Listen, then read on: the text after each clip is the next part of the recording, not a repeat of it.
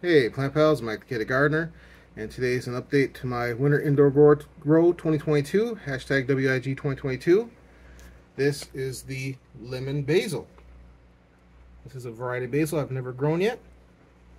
We'll see how it takes off. I have been fighting if you see this kind of residue here, it's kind of a soapy residue with the peppermint oils and essential oils to keep the aphids away. They're kind of staying away. Hopefully they won't destroy this plant like they have my other plants, because I really want to grow this. But it did germinate super fast and it's looking great already.